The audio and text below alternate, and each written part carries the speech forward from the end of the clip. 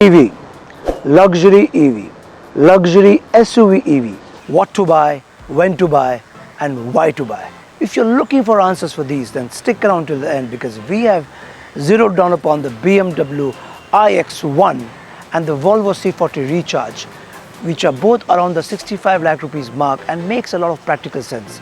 There is an Audi Q8 e-tron, there is a Mercedes EQE SUV, there is also the BMW iX, but they are on the other side of the crore. And to answer the first question, which one of the two is for you?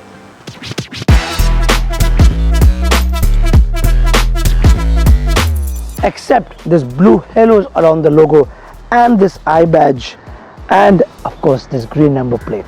This eye badge is both on the front and the rear.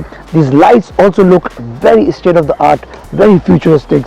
These two scoops on the bonnet again makes it look very bulgy. On the other side, the Volvo's C40 Recharge and the XC40 Recharge, they both look almost identical from the front. And these Thor Hammers LED headlights, which now get pixel technology, and this reshaped fog housing case and the sloping roofline, which gives it the coupe SUV and gives it the whole distinction. And this twin rear spoilers makes it look more aerodynamic.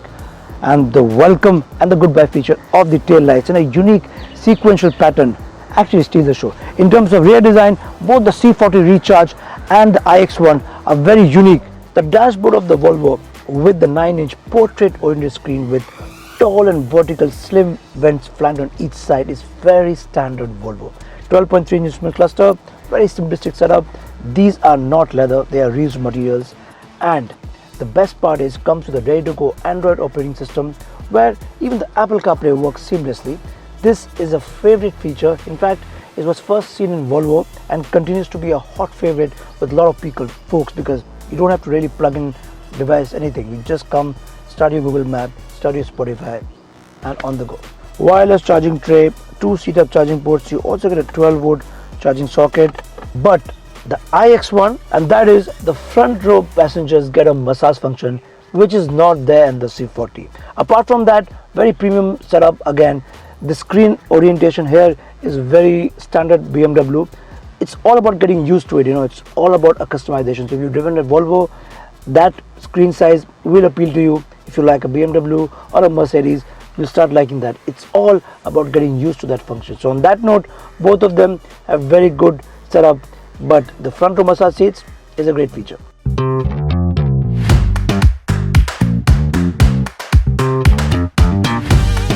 BMWs are known to be driving machines, but the X1 was never really a driving machine, because what you get is 313 horsepower and 494 Nm of torque, and that's a lot of power in your tap. The seats also tell you that this is a driving machine because it hugs you in your position. The steering is very nice to grip. Overall, the driving dynamics is very precise. The cabin is very well insulated, except that the tire noise comes inside by a loud thumper. That's a problem with all the EVs. The tire noise will come inside.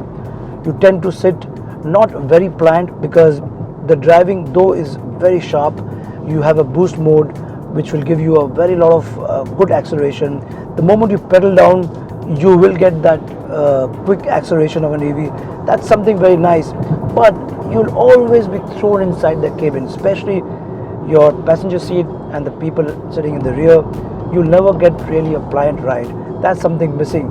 But what you get is something which will recharge you. Now, the X1 is not really a backseat car, but you get a very nice panoramic sunroof, which when you press it, it opens and makes the cabin looks 2x. It makes it look very airy. That's a very large panoramic sunroof. But the C40 Recharge has the glass almost all the time. You don't have to press anything. That's a plus there. Apart from that, central armrest, 2 coffee holders, 2 seat-up charging ports. You get this brushed metal handle to hold as if you're going to go on a off-road mode, because you don't sit really very comfortably. As I said, you're always wobbling around.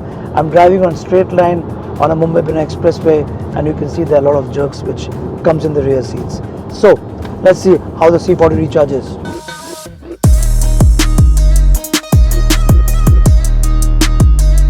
But the C40 Recharge recharges you in a much better way, and I'll tell you why. Because this one produces 408 horsepower and 660 Nm of torque, about 100 plus points more on each of the attributes from the iX1. It has a one pedal driving, and the party trick is that there is no start stop button. You just shift the gear knob towards you and settle it in D, and it starts to move.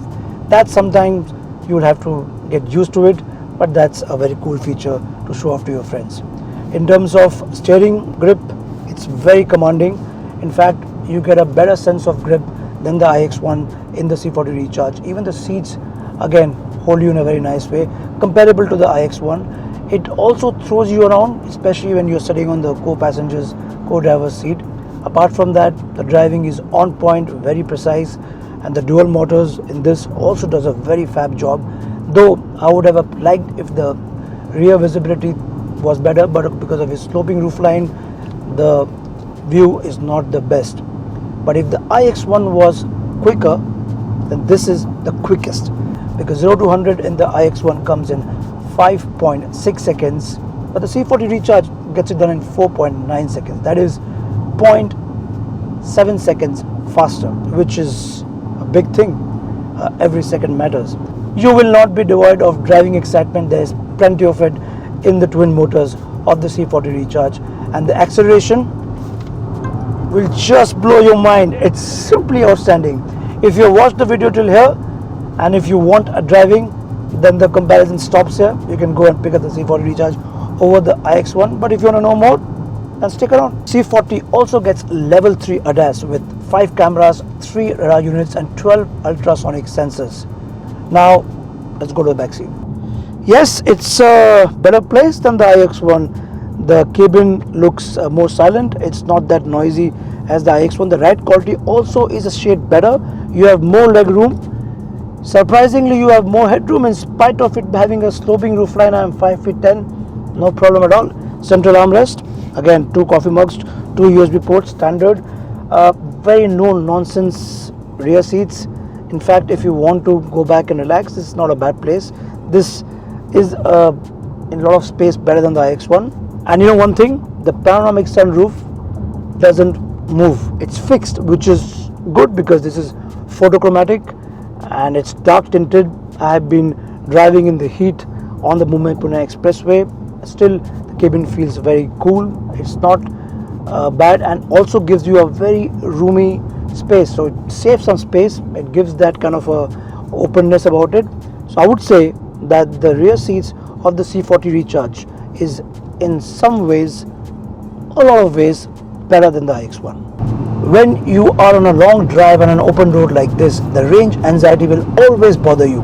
The C40 Recharge gets a 530 kilometers of WLTP range, and the iX1 gets 440 kilometers. Again, 100 points more in this. Apart from that, it gets a 78 kilowatt battery pack, and the iX1 gets a 66.4 kilowatt of battery pack.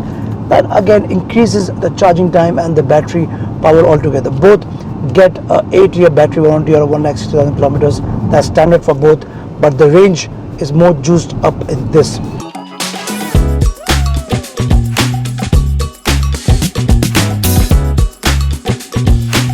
Now to conclude, I love the BMW badge, but just the badge value was not enough to win my mind and heart.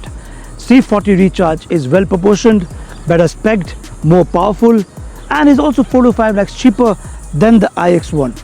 So the what and why is the C40 Recharge, and when is up to you when you're ready to bite the EV pie.